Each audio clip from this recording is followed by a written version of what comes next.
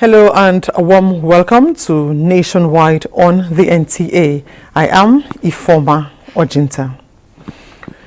President Muhammadu Buhari will on Friday, May 19, inaugurate the state-of-the-art presidential VIP wing of State House Medical Center as a demonstration of his commitment to advancing healthcare management in the country. This project, according to a statement by Director Information Abiodun Oladunjoyo, spans an impressive total floor area of 2,485 square meters on a suspended floor with a basement, and will serve as a specialized intensive care center which will cater for the president, vice president, their immediate families and VIPs. Situated within the premises of the presidential villa, the hospital had its groundbreaking ceremony conducted by the Chief of Staff to the President, Professor Ibrahim Gambari, on November 1st, 2021. Guests invited to the inauguration ceremony are expected to be seated by 9 a.m. One of the fallouts of increasing airlines' blocked funds in Nigeria is high costs of tickets. In reaction, Senate has urged President Muhammadu Buhari to direct the Central Bank of Nigeria to pay up these blocked funds. National Assembly correspondent Ignatius Nkwo reports. Since January 2021, it has become difficult for airlines in Nigeria to repatriate their funds to support their operations. This is contained in the motion presented by Senator Bala Ibn Na'ala. Senate is worried that in February 2023, Nigeria alone accounted for 44% of total airlines blocked funds in the world. As a result, it urged the Central Bank of Nigeria to reverse the trend and increase allocation to airlines at the retail auction by $25 million every 2 weeks. The consequence of these block funds are that cheap tickets are not available in Nigeria because taxes and inflation will have eroded the profit when the funds are kept for a very long time. So international obligation we have with the airlines to remit the monies they have. We are also doing businesses in all of these countries, and I think it's not very good for Nigeria and for our image, for Nigeria to be owing or to not be remitting monies when they are due. If it is on terms and conditions, we have that mandatory responsibility to meet up these terms as a nation. And to say that we appeal to him as if it is his discretionary powers, to me does not arise. Some senators presented a divergent view. This is the most expensive ticket ever purchased in Nigeria. It has nothing to do with the CBA, it has nothing to do with anybody, it just has something to do with the airlines. We cannot continue in this manner to please these airlines. Definitely there is something wrong.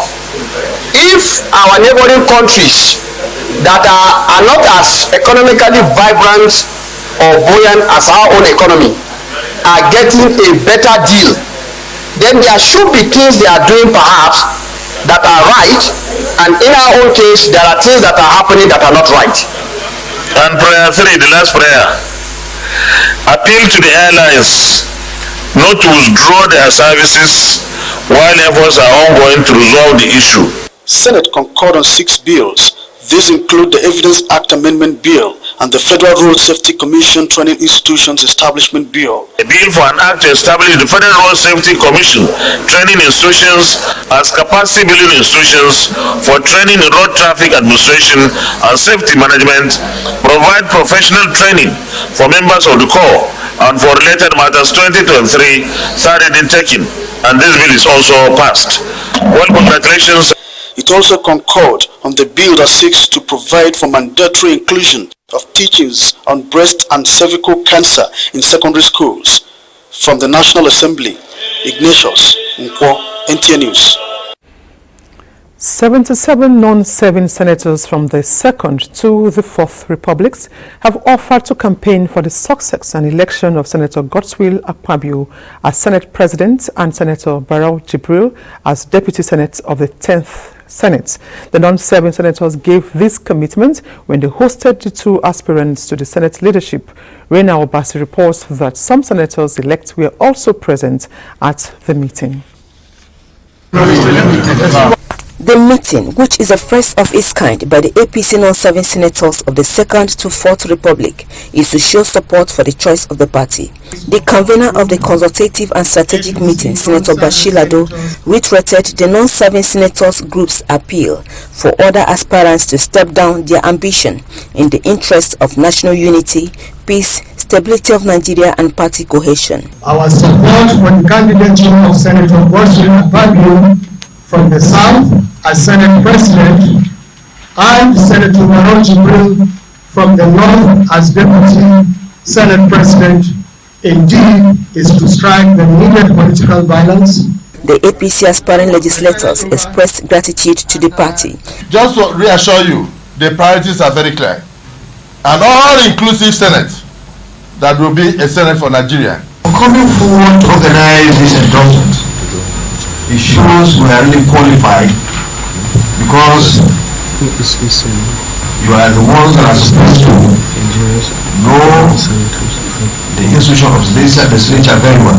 The non-serving senators took turns to emphasize that the values and tradition of the Senate must be respected. Now please, it does not enough for us to endorse them, but we must join them and work hand in hand to see that our brothers who are still insisting that they want to run, let's go to them. Let's celebrate them. The meeting continued behind closed doors. In Abuja, Brina Obase, NTA News. In the meantime, the Minority Caucus of the House of Representatives has endorsed the APC decision on the 10th House leadership. This is in furtherance of its resolve to play a leading role in the coming National Assembly leadership formation. National Assembly correspondent Abdullahi Aminu reports. I do move for a motion to adopt Honorable Tajuddin Abbas of APC to stand as a speaker and to win by his grace, along with Honorable Benjamin Kalu as deputy speaker. I hereby second the motion.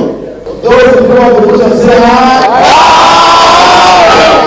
Those say nay. This decision is on the need for minority political parties to play an effective, crucial and credible role in the composition of the incoming leadership of the House of Representatives.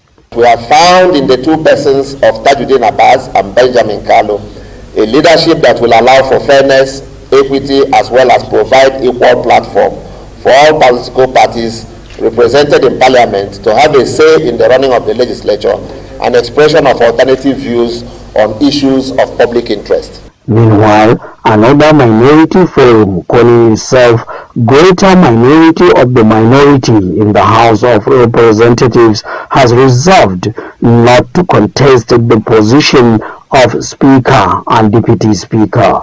The minority members assured of their resolve to remain united with the view of providing vibrant and credible opposition towards achieving good governance in the country. From the National Assembly, Abdullahi Aminu, NTA News. President Muhammadu Buhari has described as fallacy the publication by This Day newspaper stating that the present administration leaves inflation at highest in 17 years. The statement by the Senior Special Assistant to the President, Media and Publicity, Garba Shehu, noted that high inflation is a worldwide problem and no nation is immune to it since the global economic downturn triggered by the COVID-19 pandemic. It added that while Nigeria's reported inflation rate of 22% is undoubtedly high and worrisome, it would be incorrect to suggest that the Buhari administration is not making efforts to address the volatile global cost of living crisis and has consistently prioritized efforts to control inflation and will continue to do so. President-elect Bola Tinubu has promised to hit the ground running and unify the country upon his assumption of office on May 29, as he further pledged to work to ensure continued positive relations with the United States. The president-elect made the promise during a telephone conversation with U.S. Secretary of State Antony Blinken Tinubu said that among his immediate priorities would be to deliver institutional reforms and development programs to deepen democratic institutions and bring help to poor and vulnerable Nigerians. During the talks that lasted about 20 minutes, President-elect Tinubu affirmed his democratic credentials and expressed his absolute belief that the result of the election, which he clearly won, reflected the will of the Nigerian people. He said he would work to unite the country and ensure that Nigerians are happy and enjoy the benefits of democracy and progressive good governance. The incoming president urged the U.S. to factor in Nigeria's important place in Africa and provide needed assistance in the areas of security and economic investment in order for the nation to lead the way and be a shining example to the rest of the continent. Secretary Blinken assured that Nigeria should expect a good and mutually beneficial relationship with the U.S. Inspired by global trends in digital broadcasting, the African Union of Broadcasting is exploring opportunities to bring operations of its members up to standard to meet contemporary media needs in terms of content, quality, and transmission. Onange Fineface reports that meeting these needs is the focus of the AUB 14th Ordinary Session ongoing in Abuja. Rhythm, rhyme, and a dose of smiles. The Swange dance is energetic and almost sensual. But like many other African stories, it is told by mainstream broadcasters in ways not at par with global standards. Broadcasters in Africa want this to change. To serve wake-up call to our colleagues on the continent that the digital era is here, that we need to move with the modern trends, that the audiences are changing, and that we need to move with audience needs, and the future is digital. We cannot afford to lag behind. For us in Nigeria, I think we are proud to say that we have made the headway despite all the odds and also some of the difficulties and challenges that we are facing. With the kind of manpower we have, vis-a-vis the equipment that we have, I think we have gone a long way compared to some of the sister countries. This gathering of the African Union of Broadcasting at its 14th Ordinary Session aims to unravel digital transformation to tell African stories better, faster, and in creative ways using digital technology. Nigeria is not doing badly in this respect. We need to do more, and the more needs to be done actually not only in the area of content development, but also in the dissemination of information. For you to be heard, you must not only look for the audience by providing the content they require, but at the same time you must also upgrade your equipment to meet up what they are looking for. Otherwise, you get perished. Media executives and other stakeholders on the continent understand the challenges and by sharing ideas hope to find solutions and up their game so that the passion and energy of the Swange dance and other African stories can reach people within and outside the continent via digital platforms. In Abuja, Onange Fineface, NTA News. And Hingido is standing by in our Lagos Network Center to bring us more reports on Nationwide. Hello, Hingido. Ifoma. The Public Complaints Commission organized a town hall meeting for healthcare delivery establishments at both the federal and state levels to provide an avenue for stakeholders to rub minds and proffer solutions to lingering challenges in the sector. Larry Billy was there and has these details. Series of the Public Complaints Commission's town hall meeting designed as a proactive means to bring to the fore issues considered as social justice delivery in government establishments. The focal point this time is on healthcare service delivery to Nigerians through the insurance scheme. Issues which include health management organization, HMO shortcomings, digitization of the health insurance scheme in line with best practices, and enrollees into the health insurance challenges were discussed in an interactive section. Chief Commissioner, Public Complaints Commission, Abimbola Ayo Yusuf, described the public hearing meeting as a means to bring about accountability and effective service delivery in the sector. Whatever deliberations come out of our town hall meetings is summed up into a communique, and we go for a presentation. And we fight administrative injustice, so we are always on their neck. We will be on their neck until they join us in this crusade. With the theme, proactive investigation into complaints of poor service rendered to beneficiaries of national health insurance authorities, participants submitted to the nation's ombudsman a short, medium and long-term strategic plans for improved health service delivery. In the process of making sure that all our processes, procedures and documentations are digitalized under what we call e-NHIA. It's already on as like a test case in our offices, and when we are through with all the itches here and there, when we are clearing it, when we clear it, then it will be completely flagged off. The operational issues will always happen. Nothing is ever perfect, but what really is important is that we are listening and we respond, and we continuously try or aim at improving. Today's town hall meeting is proceeded to investigate and to solve issue and to ensure quality health service is availed to Nigerians by inviting all relevant stakeholders to look into the matter critically and look for a lasting solution. The Public Complaints Commission, PCC, was established in October 1975 to ensure social justice is available for every Nigerian. In Lagos, Lanre Bileyi, NTA News. Since the establishment of the National Youth Service Corps (NYSC), there has been a boost in national integration as well as fostering unity among the millions of young Nigerians who left home to serve their country in places unfamiliar to them. How has the scheme further cemented relationships among people from various ethnic backgrounds? Our correspondent will fill us in.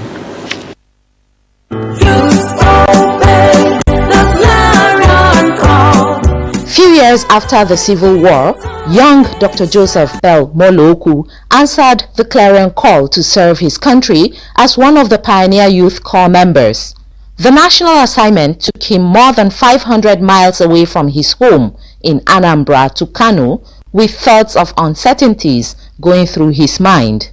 Finding a new home in his host community among the northerners, however, allayed his fears. People were worried, do we go, do we not go? Why you are sending our children up north to be killed? And it turned out to be a beautiful experience. You mixed with new people, you understood people better. We got there, started learning Hausa, mixing, going into the markets, going into the villages. The scheme was wonderful. For Mr. Nduka Onum, who hails from Abia State, 49 years ago feels just like yesterday when he participated as a member of the second set of the scheme. He still retains a sharp recollection of an interesting scene during the orientation camp in Ibadan. You know, when you went out to the orientation camp, you do a straight talk and you travel with these corps members, your corps members, who are exactly new to you, fresh to you. So that's the first time you and them will sit close, talk to each other, and travel through the state, knowing places, discussing what you have experienced and all that. With nostalgia and pride, he recalls how easy it was to blend with his host community, becoming one of them. We enjoy learning food, we enjoy meeting people and seeing how their cultures differ from ours. We made friends, some of them lasted till now. The National Youth Service Corps, many agree, has great advantages. It was a lifetime experience and it was a good one. We live in harmony, we live in peace.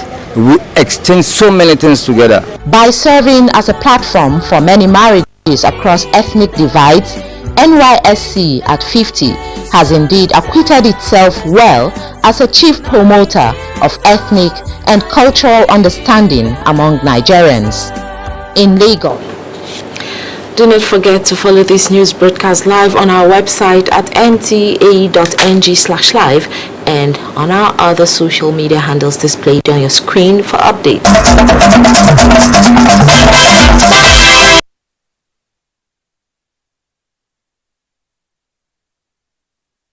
For staying on Nationwide, this is Benin and talking security here. The Chief of Army Staff, Lieutenant General Farouk Yahaya, says continuous training and introduction of promotion examination for regular officers of the Nigerian Army are part of initiatives to enhance professionalism. He stated this while undertaking a tour of facilities at the Nigerian Army School of Supply and Transport, Benin City. Goodluck Inani reports that the Army boss also inaugurated some projects by the Army in Obae community in Ovia Northeast local government area of Edo State.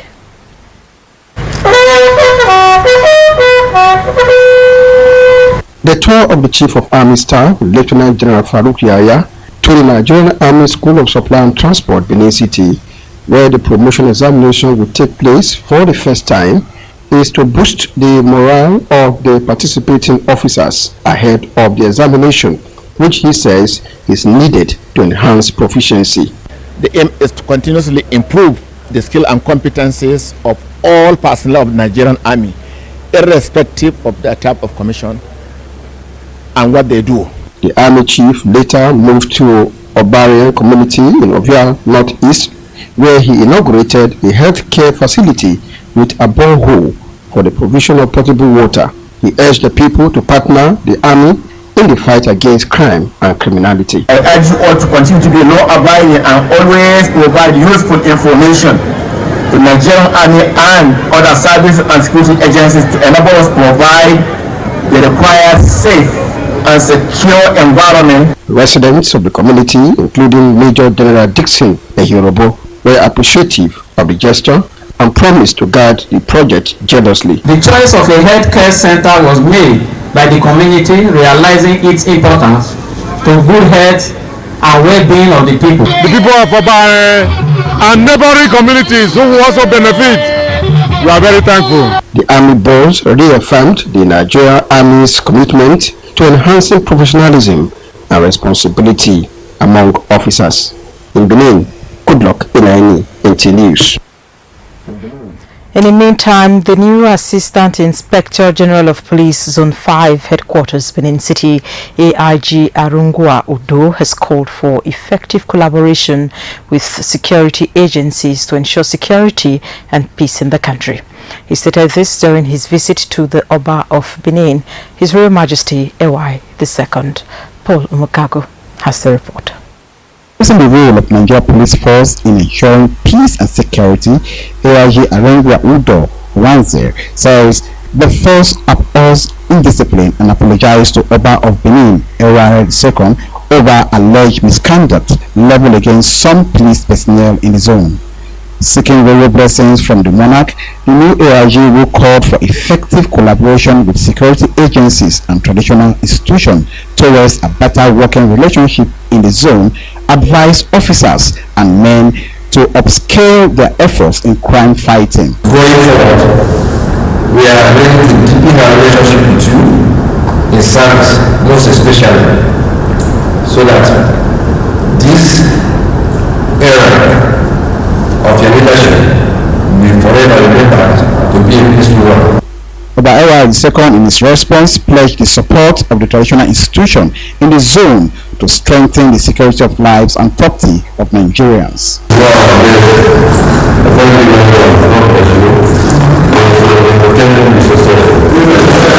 The new AIG, who was accompanied by top police officers, oversees operations in Zone 5, which comprises of Edo, Delta, and Bayelsa states. In Benin, Paul Mukago, NTA News. And that ends our package. Ifoma in Abuja has more on Nationwide. you very much, Agatha. Now, the boy child has been urged to remain resilient and imbibe meaningful values even in the face of observed societal neglect. An event to mark the International Day of the Boy Child in Abuja, civil society groups called for more attention to the plight of the boy child. Dennis Temple reports.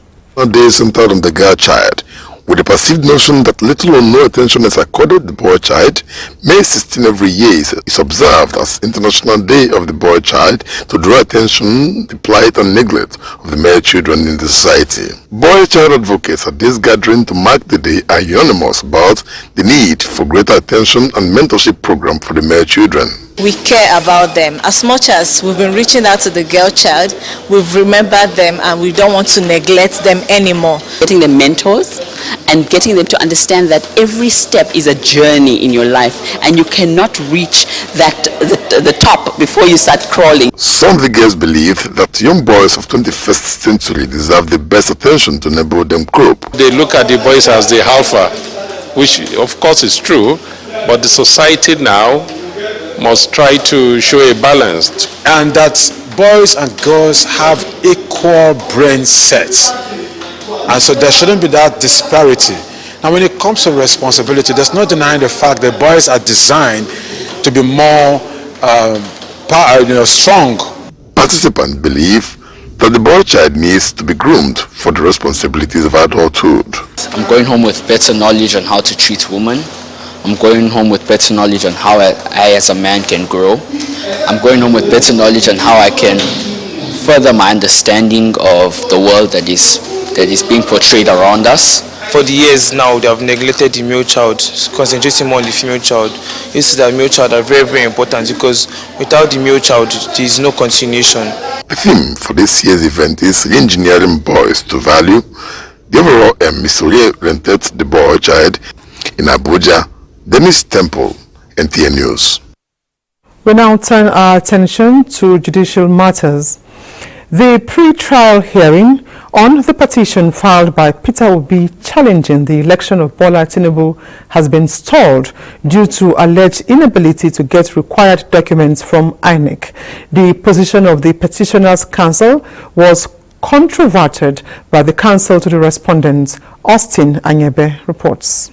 The pre-trial hearing this Wednesday was cancelled to parties in the matter to agree on documents to be tendered during the proper hearing and also for them to adopt all processes filed in their various motions. But when the matter was called, counsel to Peter Obi and Labour Party as petitioners, Livy Uzuaku, senior advocate of Nigeria, told the court that INEC was yet to make required documents available to them as 70% of the needed documents were yet to be received. He specifically mentioned documents concerning the conduct of the presidential election in Rivers and Sokoto states among the list of documents they are expecting, saying they were told that there were no documents from Rivers to be given while they are expected to pay 1.5 million naira before obtaining the satisfied true copies from Sokoto state. But counsel to INEC, APC, Bola Tinubu and Shetima, Abubakar Mahmood, Latif Fagbemi and Wole Olanipekun, all senior advocates of Nigeria, said at the joint meeting to sort out documents, Labour Party team worked out. Abubakar Mahmood said he has been doing all within his power to see that INEC make all the documents sought available to both the petitioner and the respondents. Counsel to the respondents made the court to understand that the petitioners refused to pay the fees for the certified true copies of the documents required to be produced as required by law. The inability of parties in this petition to set out the documents for the proper hearing of the matter stalled further pre-trial hearing of the petition. The court, after hearing from all parties in the petition, adjourned 19th May 2023 for further pre-trial hearing on the petition. Meanwhile, outside the court was a pandemonium when factional Labour Party supporters got agitated when the acclaimed chairman Apapa attempted to speak to the media. He took the intervention of the police to avert the situation from degenerating. From the Court of Appeal, Abuja, Austin Anyebe, NTA News. Meanwhile, our Federal High Court sitting in Abuja, Ogun State has further adjourned the hearing on the bail application brought before it by counsel to 3 suspected economic saboteurs arrested by the Nigeria Customs Service along Wode Idiroko Road in Ogun State. Yemi Dalemo reports that Justice Adekemi Demi Ajayi fixed May 24, 2023 for the ruling on the bail application. The 3 suspects, Ibrahim Shuaibu Kulu, Jimo Yakubu and Abdullahi Muazu, arrested along Owode Idiroko Road in Ogun State, were arraigned before Justice Adekemi Demi Ajayi for forgery, conspiracy and illegal importation of a RAV4 vehicle, as well as being in possession of bag of rice illegally brought into Nigeria through the Idiroko border in Ogun State. Counsels to the defendants brought their bail application, which prosecution counsel Vivian Aigbadan opposed. Opposing the bail application, counsel to the Nigerian Customs Service Vivian Aigbadan says granting the suspect bail could hinder ongoing investigations. One of them is a foreigner. He doesn't have any address within Nigeria. So we opposed.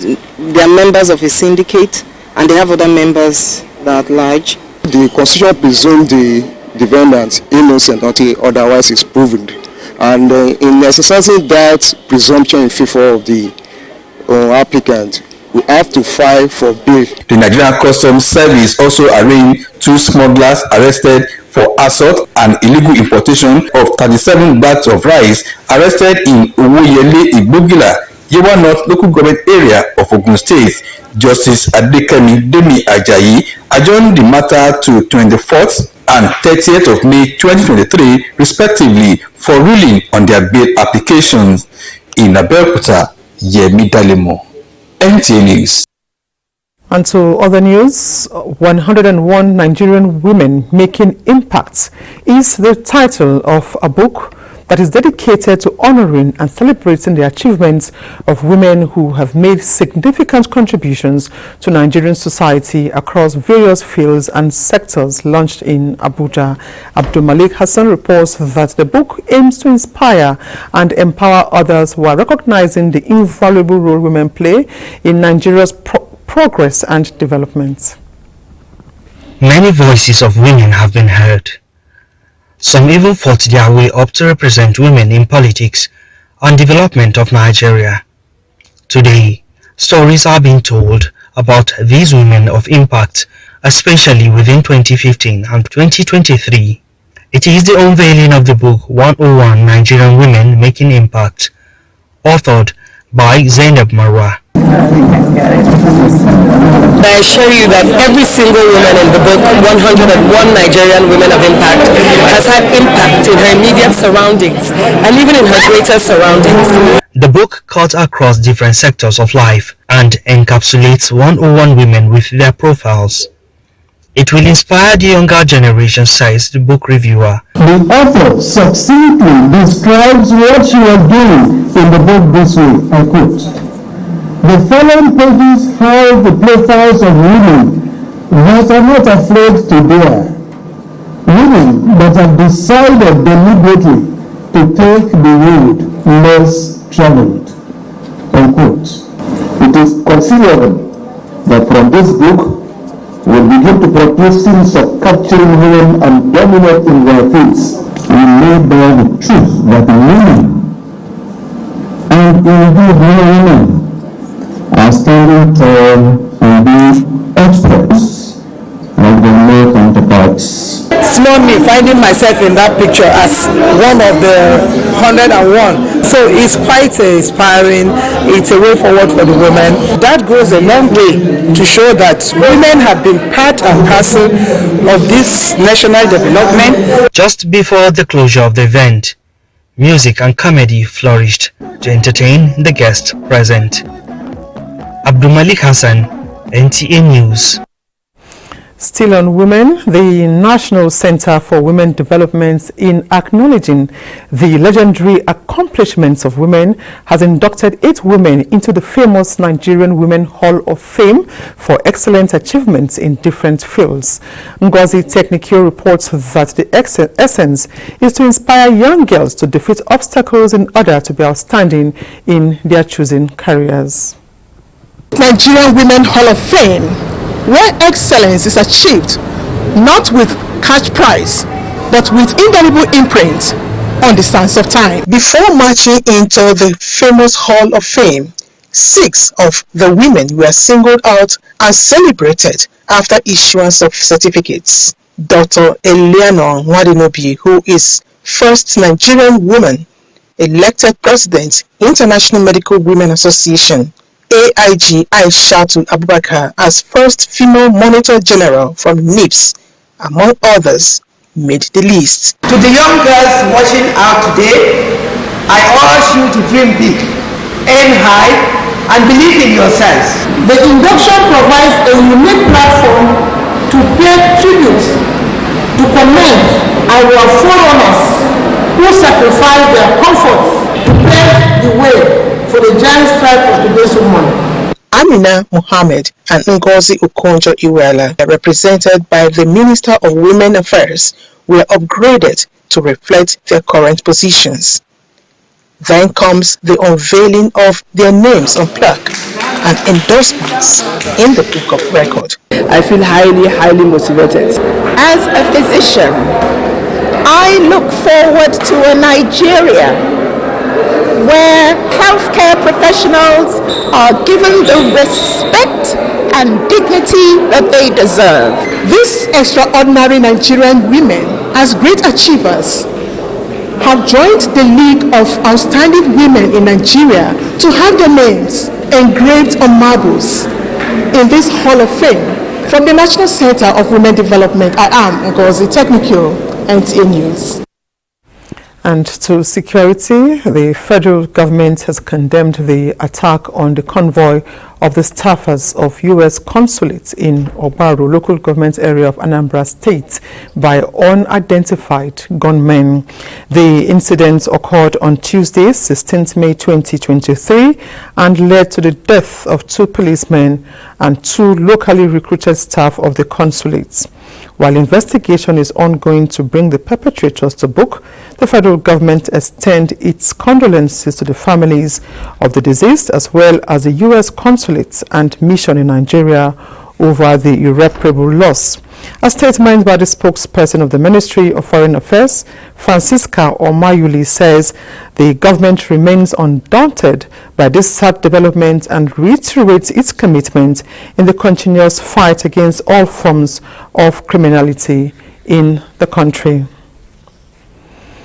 The Corps Marshal, Federal Road Safety Corps, Dauda Alibiu, has directed the immediate recall of the patrol team that was captured on camera behaving in a manner tantamount to incivility against a member of the public within Egbeda Unit Command General Operation Area. In a statement, the Corps Public Education Officer, Federal Road Safety Corps, BC Kazim, noted that the provocative acts as captured on camera is a complete contravention of the Federal Road Safety Corps standard operating procedures for officers on patrol operations. The Corps Marshal therefore directed the Corps Intelligence Office as well as the Corps Provost Office to commence full and comprehensive investigation into the entire circumstances that propelled the officer into the uncivil acts. And Nana is standing by in our Sokoto Network Center for more reports on Nationwide. Over to you, Nana. And welcome everyone to Sokoto.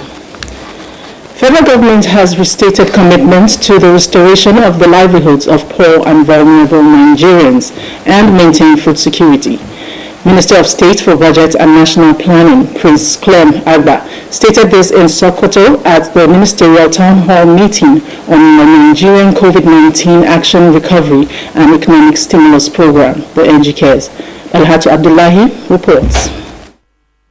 Federal government accessed a World Bank concessional loan in the sum of $750 million on behalf of the 36 states and the FCT to stimulate local economy and increase household consumption among the poor. With the program in place, this town hall meeting is organized to get a feedback from beneficiaries from Sokoto, Kebbi and Zamfara states. Minister of State for Budget and National Planning, Prince Clem Kanadi Agba, represented by Chairman, Federal Cares Technical Committee of the Nigerian COVID-19 Action and Economic Stimulus Program, Mr. Aso Vaporai, said over 2 million Nigerians have benefited from the NG Cares program across the Federation.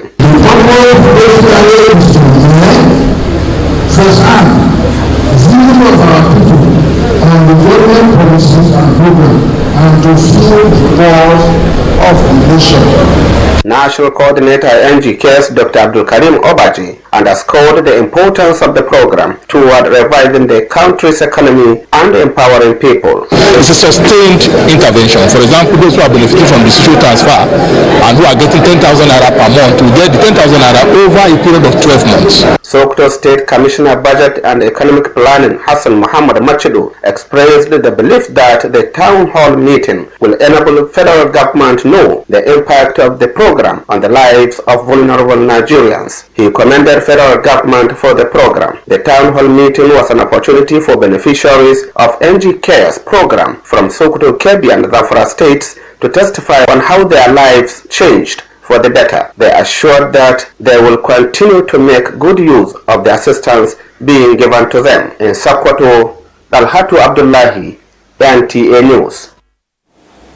The Election Petition Tribunal sitting in Sokoto has tasked the members and all concerned to avoid technicalities to deal with the substance of the petition within the time frame. The chairperson of the panel, Justice Josephine Efunkubi Oyefeso, said this while inaugurating the National and State House of Assembly Election Petition Tribunal panel. In Sokoto, Zainab Saidu Abdul Nasser reports. Election Petition Tribunal plays a critical role in the resolution of disputes arising from elections in the country. Inaugurating the panel 1 in Sokoto, the chairperson, Justice Josephine Efunkubi Oyefeso, said the judiciary sits as an impartial arbiter over petitions filed before it and determines the disputes based on the Constitution of the Federal Republic of Nigeria and relevant laws without fear or favor, affection or ill will. She said the panel has 7 National Assembly petitions and 8 State House of Assembly petitions, bringing the total number of petitions to 15. She added that this is in line with the provisions of Section 285, subsection 6 of the 1999 Constitution as amended. She said the tribunal has 180 days from the date of filing to determine these petitions. Justice Josephine reminded the panel on the need to eschew technicalities to deal with the substance of the petitions within the time frame. We must bear in mind that sittings may extend to Saturdays and Sundays if it becomes necessary. We solicit your absolute cooperation in this regard. She also assured both the counsels and litigants of just, fair and speedy determination of all matters before the tribunal. The panel has Justice Josephine Efunkubi Oyefeso, Kadi Abdullahi Saidu Usman, and Justice Eze Nonye Eke. The panel has since commenced hearing. In Sokoto, Zainab Saidu Abdul Nasser, NTA News.